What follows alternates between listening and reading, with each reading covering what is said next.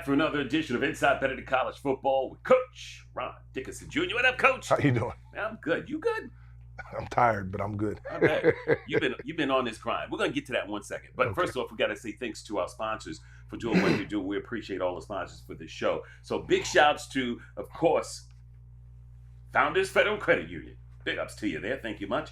Also to Prisma Health, South Carolina Education Lottery, and South Carolina Election Commission. And speaking about Election Commission, polls are open now through October 30th, folks, to get ready because voting is going on now. You got the, well, I'm not going to talk about the particular categories, but you know. But make sure you vote. Go to sevotes.com in case you're not familiar with where you get to go. And it's open weekdays, not the weekends, but you get to vote early right now until October 31st. Coach, you talked about how tired you were, and you did admit to the fact that Edward Waters could be a very dangerous team to play. Yes. A team that doesn't quit. Yes. You guys went in halftime 10-zip, but then you come back out. Edward Waters takes the lead. You guys got a tough battle going on. Yes, that lead is very questionable. We'll talk about that when it comes. Okay. Major mistake by the officials in that, and I don't talk about them much, but they gave them 7 points they shouldn't have had, and so we'll talk about that. But again, we knew that they were going to be a tough team, and we'll talk about the realization of what happened in the game. We knew that they were going to play for 4 quarters, and we had to play for 4 quarters. And when it came down to it, a lot of stuff that we do in practice ended up showing up in this game. And so I was really excited with the young men. They didn't budge. It's, again, how we play, not who we play. That's it. 31-27. Benedict College comes off with another win. You guys are now 7-0. Each week you're just focused on that next game. True. And we're going to get into that next game, too. We got a next game coming up at home for you guys, too, so we'll jump to that. But I know during the season, Coach, let's just talk a minute about the grind that you're on. And I know once the season gets to the end, then you guys could breathe. But until then, it's just go, go, go. It is. I mean, we've been doing this 24 hours a day since July 27th, and that's with the players. But for us coaches, we've been doing this almost 365, days, 25 hours a day because we don't get to sleep. And so, we took the break early, and that's what I like to do is because we just got to figure out who we are. We knew we were going to get into this October grind, and that's what we called it. It's the grind of October. But the one thing that we have changed, and a lot of people, you want to be 1-0. No, we start the season every week. So this is the start for us. We learn from our mistakes, but this is our first game, and we got to look at it that way is because when you go into that first game, you have so much energy and passion, and you're ready for the season to start. And so I kind of took that approach instead of going in and doing it, and then after the game, you can say you're 1-0 or whatever you want to do into that. But again, we just got to focus on the little things and continue to get better. All right. Coin toss. You guys win it, but you elect to go ahead and get the ball first. Jackson Williams gets you some good field position at the 34-yard line, and you go from there. Yeah, they don't want to kick it to Jackson. And we kind of knew that. I mean, it was funny because their coach was over there pointing at different guys, and we picked up on that real quick. And so we would move Jackson up, and he'd point and kick it deep. We'd move Jackson back, and he'd, and so, and I'm mad at Jackson because Jackson should have scored on that. If you go back and watch, Jackson stepped out of bounds, and he shouldn't have. He was worried about the inside, but if he would have just done and so, again, I'm happy. I'm happy to have Jackson on my team. It gives us the opportunity. We flip the field. And so, the one thing we wanted to do was have the offense on the field because, if we can get points, then that gives our defense a little more time to pin their ears back and do some of the stuff that we wanted to. And so putting the ball in Darius Ocean's hands, putting the ball in Tristan Morgan's hands as we go down, throwing the ball to Troy Hillman, and just getting our playmakers involved early, sets the tone for what we want to do. All right, so Benedict gets the ball, you move it down pretty good, but you end up just getting the field goal with 3 points and whatnot. So it's 3-zip, and Waters gets the ball back. They pretty much move that ball as well. Yeah, they do. We kind of knew that they were going to put a little stress on us in some of the things that they did. And again, as I had mentioned, going into this game, that they have a really good offense. And so they were able to move the ball down. And I think at the end of the drive, they were able to get in the end zone, which, that's football. And we didn't get worried or anything. We just had to line up and play football. But I think, after they had the opportunity, they did the same thing we did, went down. We were able to get 3. They ended up getting 7, on that drive. And so we just had to rally the troops. You guys get the ball back. You're able to move this ball a little bit, but you end up on a 4th and 8, and you decide to go for it. Yes, I was kind of I was in a gray area of what I needed to do. I thought we had momentum. I thought it was a good call, and we had the opportunity to get the first down. And I was putting a lot of pressure on our defense to do that. And so, early in the game, I wanted the team and the defense and the offense special teams to know that, I believed in them. And so, every once in a while you got to gamble. I took a gamble, in that situation. If you go back and you look at it, would I have changed it? No, I would have done the same thing. We just should have, completed the pass and got the first down. But I'm happy with the decision I made. All right, now I know some folks are probably complaining about the, the clarity of this video. But of course, we got this video from Edward Waters, so it's not our production team that did it. But I just want you to know, BC is always top notch when it comes to getting video on this screen that looks really good for you. So, Edward Waters, we give you maybe a B- on trying to do this video. I'm just saying. He said it. I'm just saying, Coach. You guys moving the ball down pretty deep into the second quarter here, trying to get some points on the board. Yeah, we're trying to figure out and get some chemistry on offense, and it goes back and forth. Their offense gets a couple 3-and-outs. Our offense gets a couple 3-and-outs. But then that's when we bring in the big weapon. And as I've talked, our special teams is really important. And so we talk about hidden yards at the beginning of camp, through the year, and we bring in Colton Ford. And Colton Ford in this game averaged 45.5 yards a kick and had 2 really crucial ones pinned inside the 5. And so, when you talk about hidden yards in which you have a defense like ours, that's really good, because anybody that has to drive anything over 70 yards, that's challenging, and then when you have to go against a really good defense. And so, we go back and forth, but because of that, I think, time runs out and we get into halftime with them being up 7-3, but really off of Colton being able to flip the field when we stalled out a couple times on offense. Yeah. So Benedict travels down 46 yards, but you also do it in 5 plays, which takes 37 seconds off of the clock as we're getting close to halftime. So Darius Ocean, he gets the ball and throws a 24-yard pass. Yeah, and I got to talk about the Florida connection. Okay. Our whole wide receiver room, except for Jackson Williams, is from the state of Florida. And so, it was one thing for them to play in front of their families and do everything else, and we had a lot of those guys playing. And Malik Mullins, we were expecting him to have a good game, big game, and, he lived up to it for the most part of his expectation. Has a big catch, puts us in scoring zone, and so now what they have to do is, because we've been throwing the ball to Malik, they have to take the safety over and play, 2-over-1 on Malik, which leaves Troy Hillman, who, is probably leading the team in touchdowns, one-on-one, and he makes a great catch. From Darius, Darius reads through, sees that the safety went over the top, and hits Troy run down the middle of the field wide open for a touchdown. Benedict goes up 10-7 right before the half, 51 seconds left. Edward Waters gets the ball back, but then there's a crucial fumble that's made, and Benedict recovers. Yeah, defense playing well, but my man Isaiah Stephen comes up with the fumble. I mean, Isaiah's having a great year. Glad he's on my team again. So we get the ball back. And, we can take a shot if we wanted to, or we wanted to control the clock. They're expecting us to take a shot. We hand the ball off, and Tristan Morgan goes through untouched, except for somebody's arm to punch the ball out. Ball bounces down, and it's a rugby scrimmage. And then we look up, and it looks like the whole team is standing and laying in the end zone, and I'm waiting for the officials to call the ball down. And then we see that nobody's calling the ball, so we're trying to figure out what's going on. And next thing you know, there's a guy, it looks like he's on his knees. He stands up with somebody else. There's still no whistle blown. There they go running down the field. And I'm trying to figure out what in the world's going on. Why wasn't, forward progress or something called? 61 yards later, we have to run the guy down and stop him from, scoring on there. And so, that was one. I threw the challenge flag because I thought the guy's knee was down. And because we didn't have his, the quality of film that they couldn't overturn the call in that. And again, I'm not questioning that's their job. I thought his knee was down. They said it wasn't. So, we had to line up and play defense. So now Edward Waters is trying to punch it in. They don't get it in, but then they opt to go for the field goal, which is a 54-yarder with just 1 second left.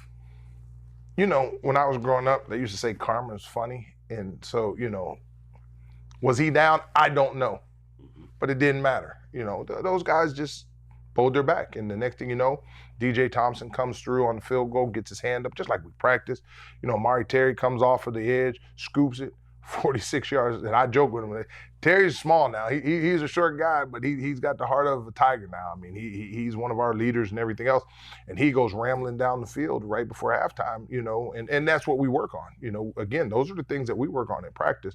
So they come natural in the game. And as you've seen, he scoops it and he takes off and everybody's running. And the first thing I started doing is looking for a penalty flag because, you know, that's usually what happens and I don't see one. And so I'm excited, you know, because you talk about momentum changes in that last 51 seconds. If you if you went to the bathroom, you missed some really interesting, you know, things that went on, but our guys didn't flinch. You know, they just kept playing Benedict football. And that's what BC does. No Yes. question.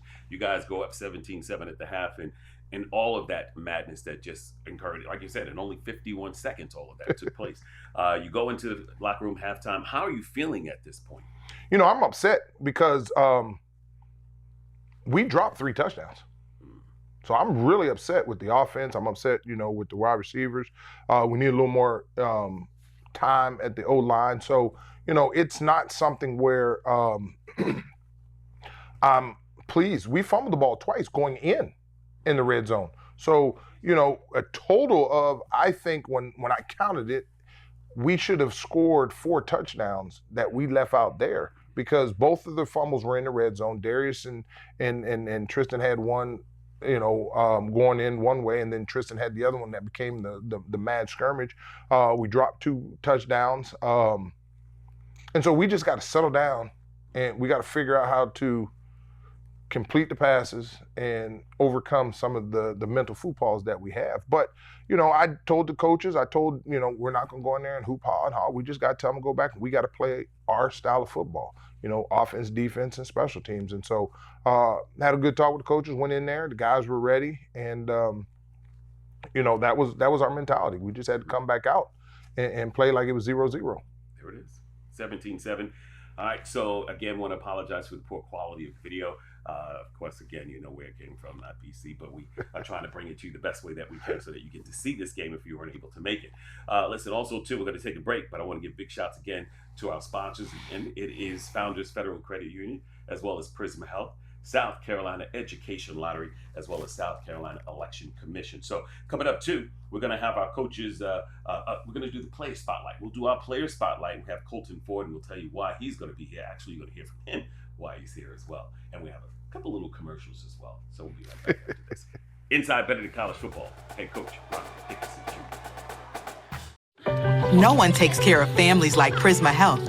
As South Carolina's largest health system, we have nearly 600 primary care doctors across the Midlands and upstate.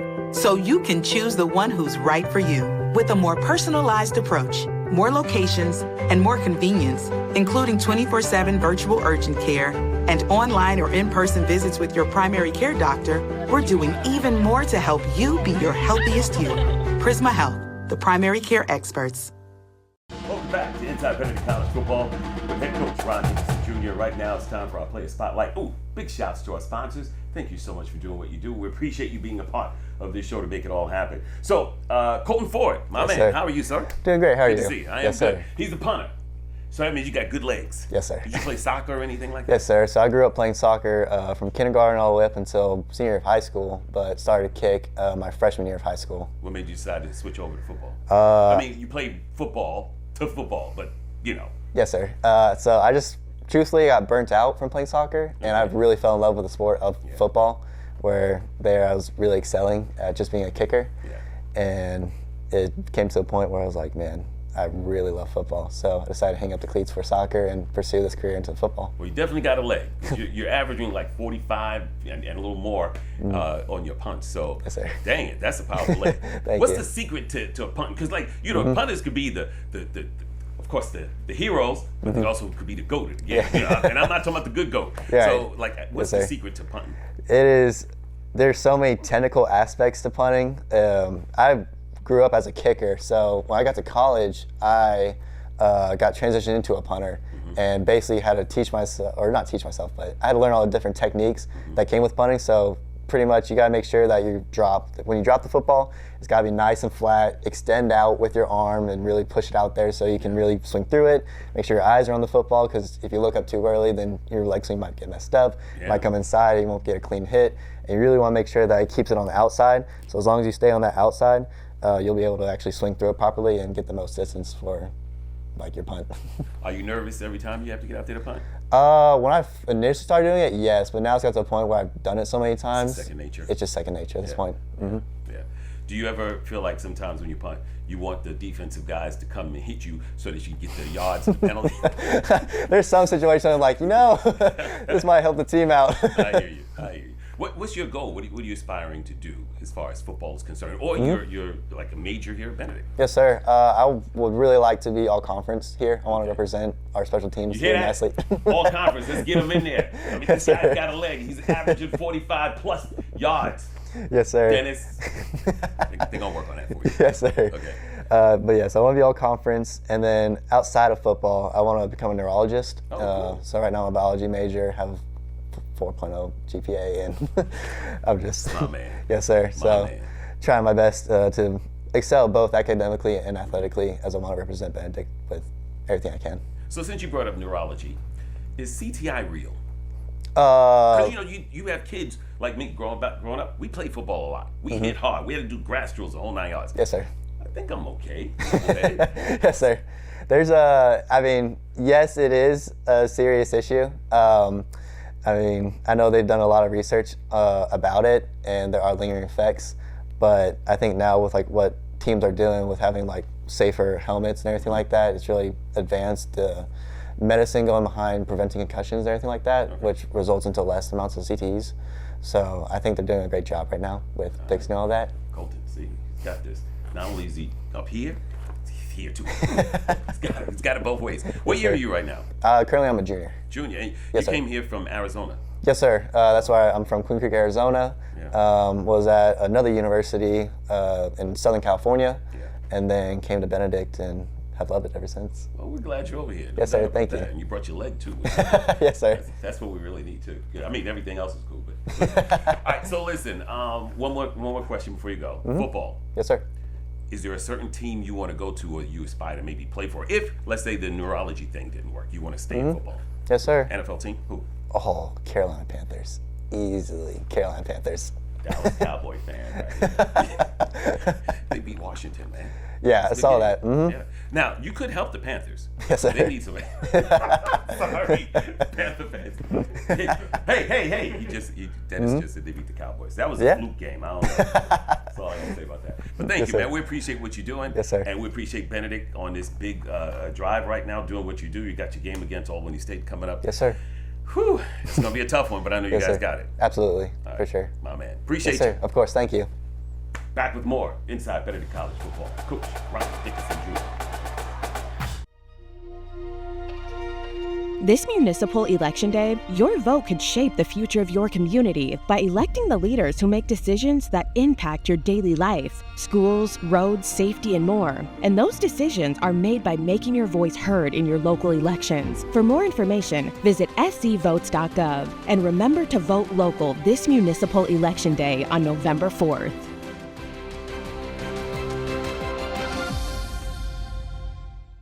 Welcome back to Inside Benedict College Football with head coach Ron Dickerson Jr. Benedict College against Edward Waters. And of course, after this, we're going to preview the game that's going to be coming up next, which is a home game for Benedict. But stay tuned. I have all the details on that. Let's kick up the second half details that took place with this game. Edward Waters, they get the opening kickoff, right? And they take it down, 32-yard field goal. They cut that lead 17-10.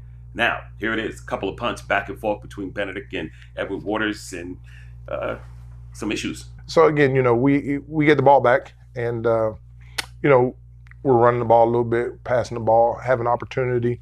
Malik Mellons makes a great catch from Darius Oceans.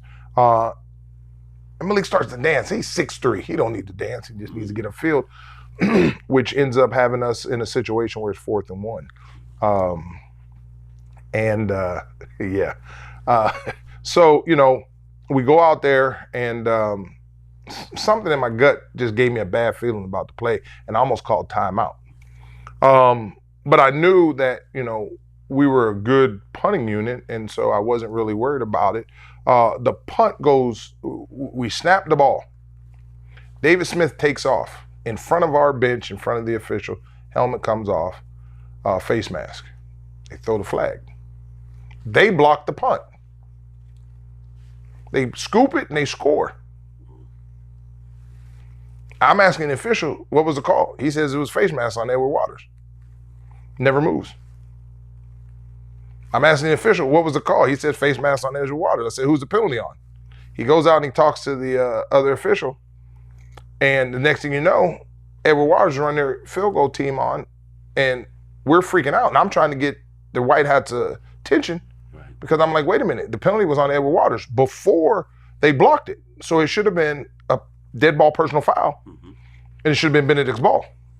Never got the White Hat to come over. So what did the Black Hat do? Because he had stood there. So then they kicked the field goal. I've been around college football, so I know it. My argument was dead because I was trying to get it before, but I was still going to let them. So then he comes back and he says it's on them, and they try to penalize us. So now they take the ball and mark 15 yards, but the penalty was on Edward Waters. And so I asked him, I said, what is going on? And he said, it was face mask on Edward Waters. I said, so why are you trying to walk a 15-yard penalty off on the kickoff? I said, and you let them kick the ball because once the next play goes, you can't go back and review it.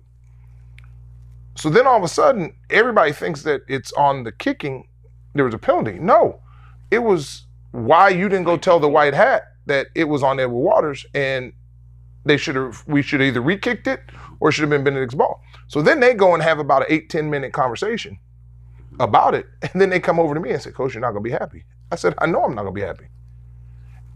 And so they completely blew the call. And Edward Waters gets 7 points that they should have never had. Should have never had because the penalty flag was on them. But you know what? I called the team up. The officials came over and talked to me. I called the team up because at that point in time, you know, those guys are going, Coach, what in the world's going on? Are they cheating us? And you know how that is. I said, guys, it's how we play. I said, let's just play a clean game, win this game, and get it over. We're going to have adversity. And if we overcome adversity, we're going to win the game. Gotcha, Coach. And, you know, but that's a serious ordeal, you know, into that. But we had to overcome it. And, you know, as you can tell, I'm a little passionate about it because yell at me for being wrong, but don't cheat my young men. And I understand people got to make judgment calls, but it wasn't even a judgment call. It was a call that was made, but nobody wanted to communicate. And then when they realized that they made a mistake, we were 2 plays after, and then they wanted to apologize. So, you know, hey, we got to go forward.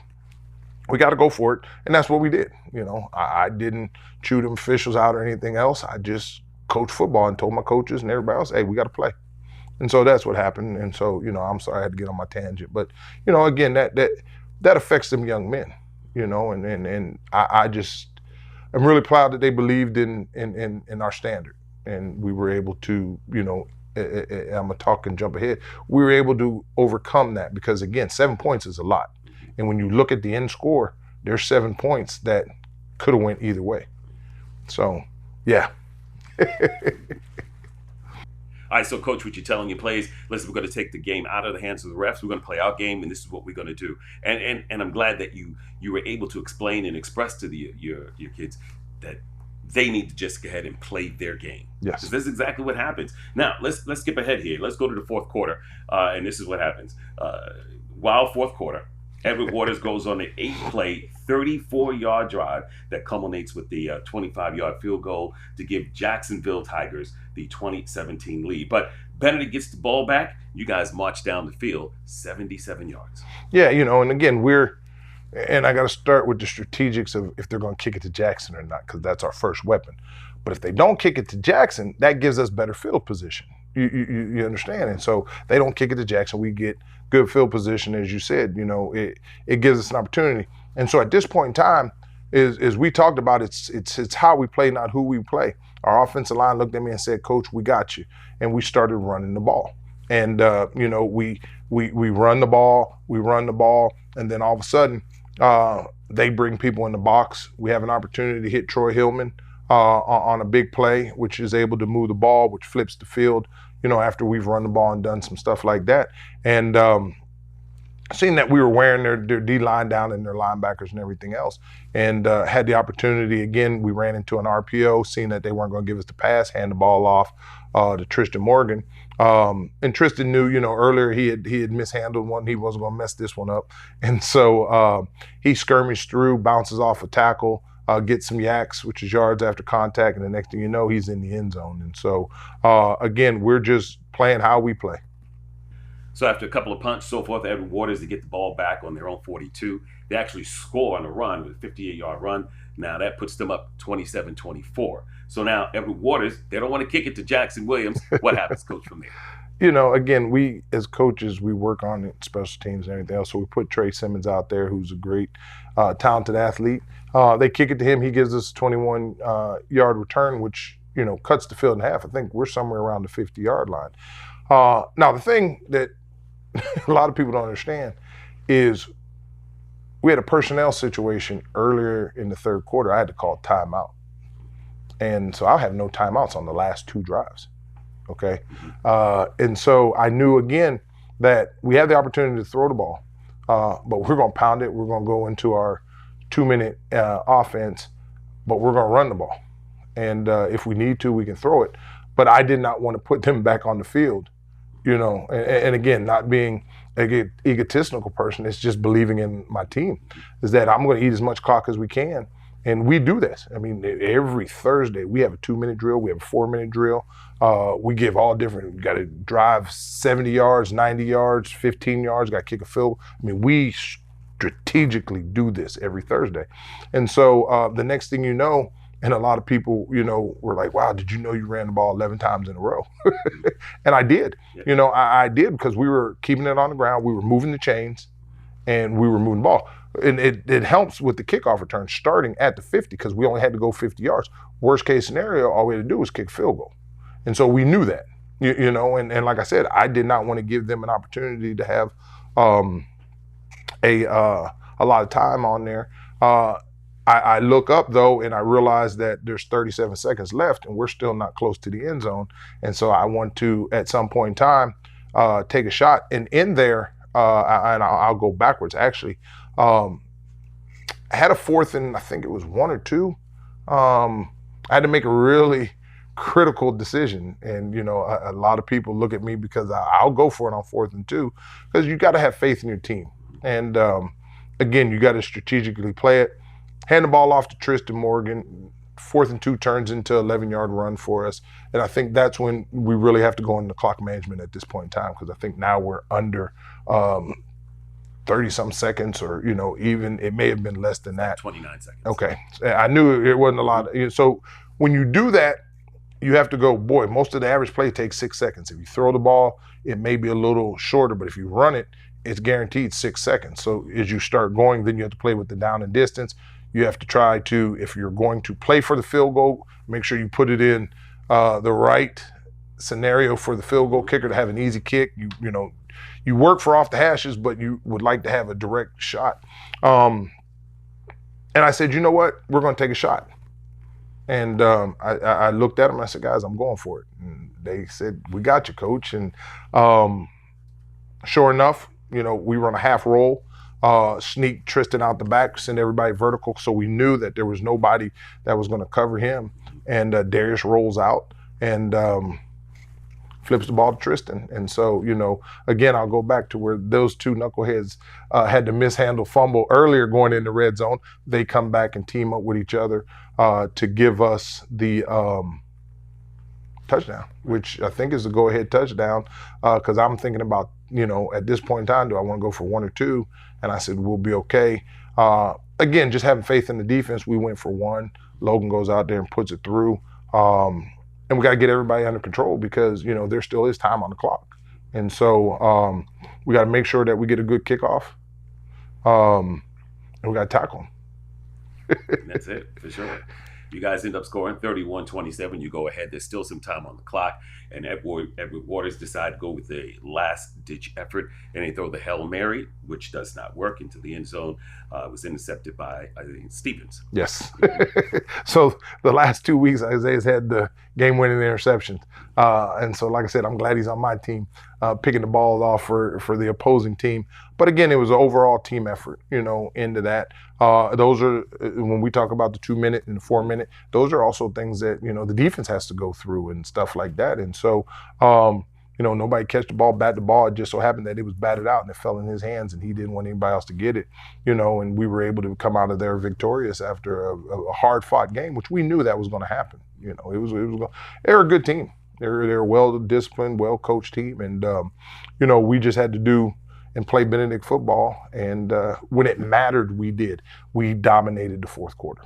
I mean, and it worked. You guys come out 31-27 with the big victory, 7-0 now on the season. I tell you what, like you said this last week, it was going to be a hard-fought game and it could be a dangerous team, which it turned out to be that way, with a little help from their friends. We won't say who they were. But anyway, you guys come out victorious, and that's what matters. Yes. Now you're looking forward to Albany State, which is going to be another big game, and that's going to be a home game here at Charlie W. Johnson Stadium. We're going to break that down. But first, we got to take another break because we have the coaches spotlight. You got two coaches we're going to be talking to coming up in just a little bit. So inside Benedict College football, another victory for Benedict. So up ahead, we'll talk about what's next, and we'll also talk about those coaches too. So all that and more right after this. One little lottery ticket makes a big difference for our state students. And when I say big, I mean big. Bigger than jackpot big. Like back in 2014, when lottery funds helped upgrade South Carolina's classrooms, giving students the tools they needed to follow their biggest ideas wherever they live, through school and far beyond. For over 20 years, the biggest lottery wins have been and always will be for our state students. After all, education is our middle name.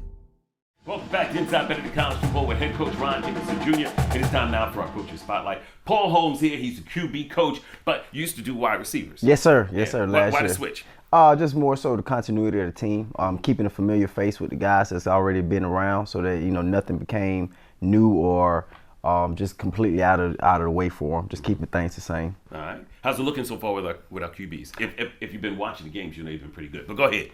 We're fine. Just got to continue to build some consistency. One thing about that room, we're very, very talented. It doesn't matter if it's our first guy to our fourth guy. We feel good about who goes in. But we just got to keep them polished and keep doing the little things right. Do the simple things better than other people. Yeah, because you're rotating QBs too. Yes, sir. I'll rotate a few. Is there a certain one that you use for this or a certain one you use for that? Yeah, and it kind of for us is situational, based on the game plan and kind of how we want to attack people, based on field position and or down distance, things like that. Mm-hmm. Who's your running quarterback? My running quarterback right now, I'll say is Bryce Conover. I got you. Yes, sir. How many yards per carry when he's running? He takes off and runs. Now, let me ask you this, too. Is he taking off running because he knows he can run, or is he trying to do his checkdowns? Oh, no. If Bryce is in there, we probably design running it, try to get him going. But, Bryce can go anywhere from, 10 to 15 to a short yard situation. But that's the guy that's going to run if I got to go put him in. Who's got the arm? Right now, I'll go with either be Darius Ocean or Jack Jensen. One of those two. They can get it down the field for me. How many yards you think they can chuck that thing down? Man, I've seen Ocean throw it about 60. I've seen it's not Bryce, excuse me, but Jackson let it go somewhere between 50, 55. So they got big arms and they can let it ride. That's a good thing. Yes, sir. That's a good thing. All right, so listen, also, when you talk about the QB, they got to be able to think. Mm-hmm. And they got to be able to think fast when they're looking at these defenses and so forth. How's that been for these guys that we have? Man, it's been a joy to teach them. One thing about them, they're very cerebral. And one I try to keep it very simple. I walk around with the acronym KISS, keep it stupid simple. And those guys understand they're football junkies. So, I got to beat them out of my office. They're in there day in and day out. But it makes teaching really easy because they understand it schematically. And that's why I said the biggest thing is just try to make sure we do the simple things better. Right. We try not to overcomplicate it, but just keep doing the same things over and over and over until it becomes muscle memory. That's kind of how they react more so than just thinking and playing. And that's the thing, even like for us, I'm in law enforcement too. So therefore everything that we do, we practice so it's muscle memory. We don't have to think about it. We automatically go to and make it happen, which is a good thing. So QBs in the NFL, who do you think pretty much has it down right now? I'm not talking about that guy they say was the GOAT. What's that guy's name? He used to play football, and now he's a commentator. Tom Brady's the guy. He's the guy. Hey, he's the one now. Man, you know, my religion, my heart won't let me tell you who I think is the guy right now. I can't do it. Really? Yeah, man. Will it jinx you if you say the name? No, it ain't gonna jinx me, but I'm gonna have a lot of heat to come from it, and my family ain't gonna let me do that one. So I can't What team say. did he play for? Oh man, that's another. I'm gonna get beat up too. Hey, Dak Prescott. That's who gets it done. You heard that, right? You heard that. My man. Dak Prescott Gets it done. Now you just got to get past the playoff stuff. Yes, he That's does. where they get stuck at. Oh yeah, you know what I mean? that's Other than that, our Cowboys, thing. you know. He gonna put up numbers. He Here's the does thing. his job. Everybody wants to hate on the Cowboys, but they always want to talk about them. That's why they're America's team. You know what I mean? You stay in people's mouth for some reason. Remember that, people. All right, so you guys got Albany State coming up Yes, this sir. week. And, man, I understand, of course, their offense is rolling. The defense, I don't know. But I know you guys have a game plan that's going to work. Yes, sir. Yes, we will. You know, it's a big one this week, but I think if, again, focus on how we play, not who we play. Again, it's the little things that we do in this building day in and day out. And, you know, if our guys just come to work and put that work in and that we expect and understand the standard is the standard, we'll be fine to take care of business. It's great when you have competitive QBs and you have all of them that are really good. So, and I think the thing, too, is family. They all stick together. Yep. It's not Yes, one sir. who's jealous or a rival over the other. They're all working together. Yes, sir. They all want to see each other succeed, and that's what we preach. You know, at the end of the day, we're gonna play with a competitive fire, but at the end of the day, we got each other's backs. So you know, we all understand it's one ball, one guy that can go out there. But if the next guy sees something and can help us, we want to make sure we deliver all the information across all boards. You know, the way when you speak, you have that voice everybody listens to. Do you ever get loud? Do you ever like, yo, come on? No. Oh yeah, I'm feisty now for sure. Don't let the TV talk fool you. He's short, but he's feisty. Yes, for sure. I'll pack a punch. Paul, thank you so much, Coach. Yes, sir. Paul Holmes, get ready for the big game, Albany State, 2 o'clock this coming Saturday. Be there. All right. Back with more. Inside Benedict College Football Head Coach Rob Dickerson. Life moves fast, and while you're raising future MVPs, it's good to know you've got a teammate with Founders, a partner you can trust to always have your back. With products and services that give you the freedom to focus on the more important things. While you're sharing those moments, remember, we're here for one single reason, to help grow your financial success. So when the game is done, you can relax. Because at Founders, our most valuable player is you. Welcome back to Inside Benedict College Football. We got a special bonus. Coach Spotlight. Yeah. Austin Kishner. Did I say that right? Yes, sir. Austin Kishner, my man. Appreciate you being here. See his arms, his legs, everything on this guy's huge. His neck is huge. He's just huge. He's just big. Now, see, I can't say too much because he might rip the shirt through and become the Incredible Hulk in a second. Come after me. How long you been with Benedict now? 3rd season. 3rd season. How you like doing it, man? Love it. Love the school, love the university, love the program. Coach D is a great guy. Blessed to be here. You know, I thought he was going to say, I love to eat, I love to lift weights. Yeah, man, dude. Where you from? Born and raised in St. Louis, Missouri. Get out, really? And what brought you to South Carolina? So I played college football at Davidson. Okay. Met my wife there. Got into college coaching after I got done playing, like a lot of people do. Yeah. And then bounced around. And then my wife actually moved here for law school. Okay. I was friends with the old, once upon a time, defense coordinator Jordan O'Daffer. We worked together at Southeastern University, where I was also the director. Came here, stayed, was blessed that Coach D liked me enough to keep me around. So here we are. I'm glad you're here. And you know, because strength and conditioning is so important. Talk about that. Yeah, it's a big part of what we do here for football and for all of our teams. In the off season, they see me 6 days a week. I'm at every practice, every staff meeting, everything. You know, we firmly believe that with how we want to play football, physical, violent on defense, we need to be strong. We need to be injury resistant on offense with how fast paced, how up tempo, how explosive we are. We have to try to keep guys healthy, keep the hamstrings good, the ankles, all those kind of things. How important is stretching before getting out there on that field? Oh, have to. You have to take care of your body. You have to stretch. You can't go out cold.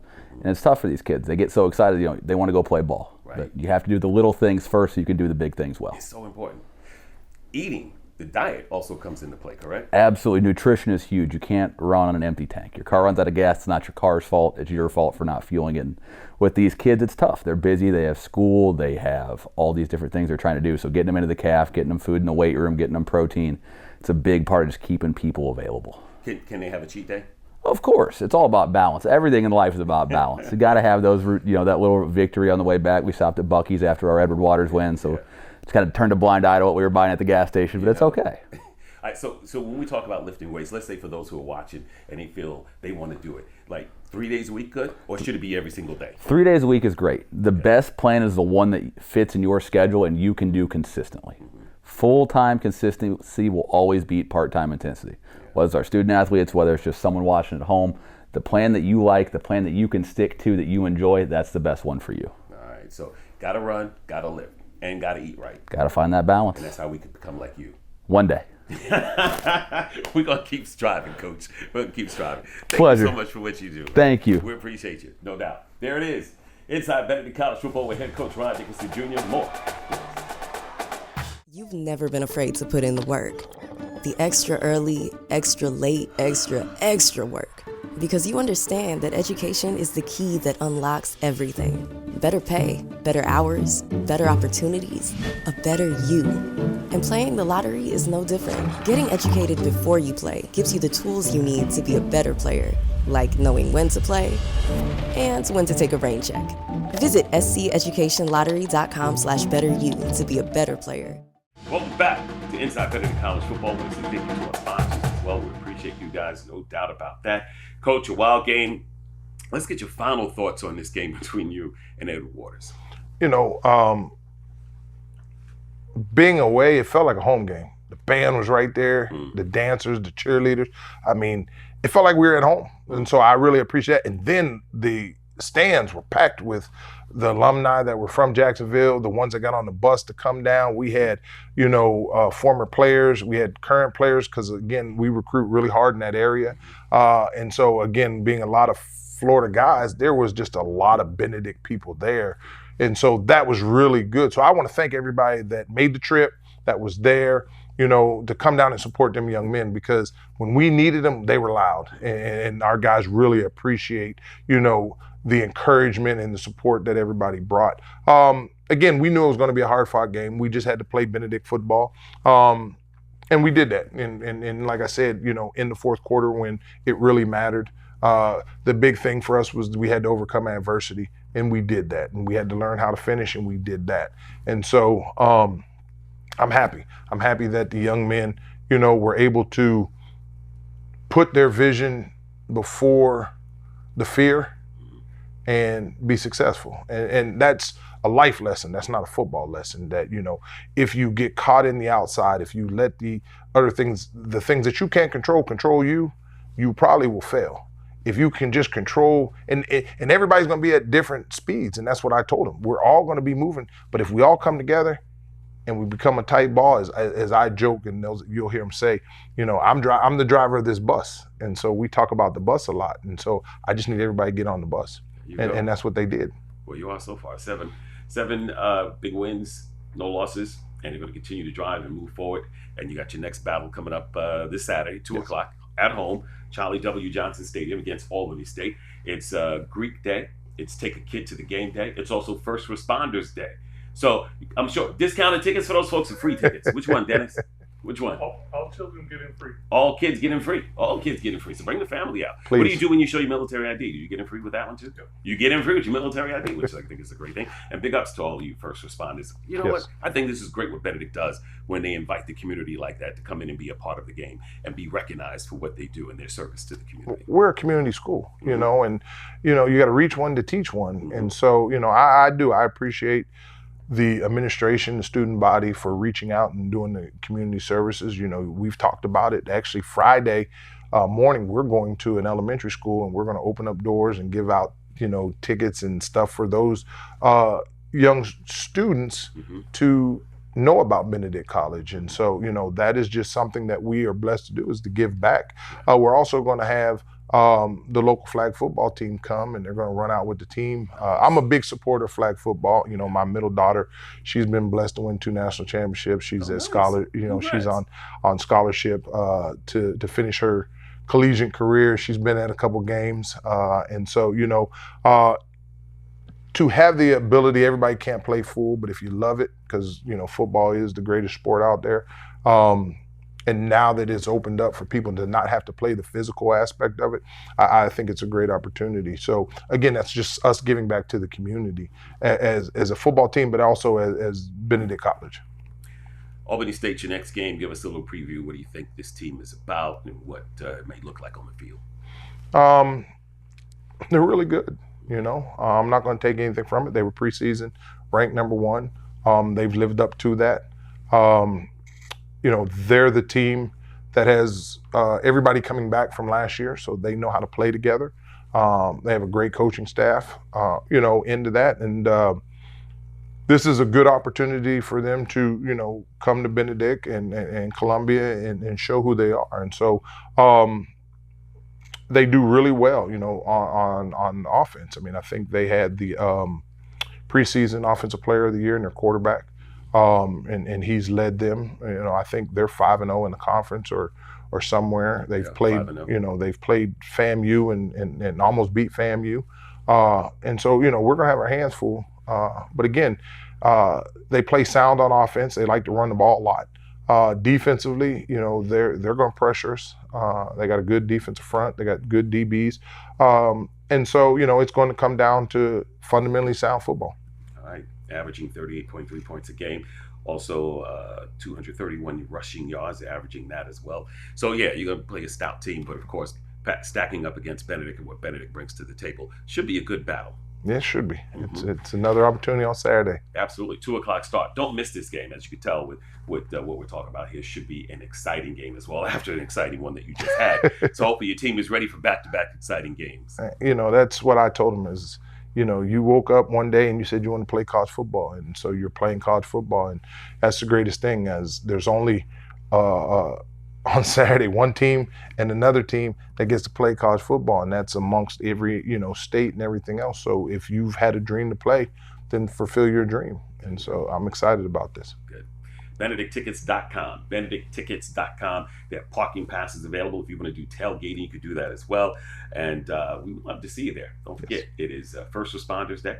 It is also Take a Kid to the Game Day, and it is also Greek Day. So let's do it. Let's show you colors. Let's come on out and have some fun. Coach, it's always a pleasure. Yes, sir, it is. Thank you very much. Thank you.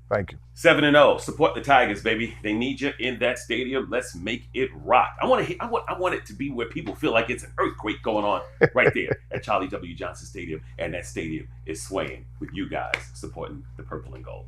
All right, till next time, you have just the best. Don't worry. You'll be back with another one. We got you. What do you say? Go Tigers. There you go.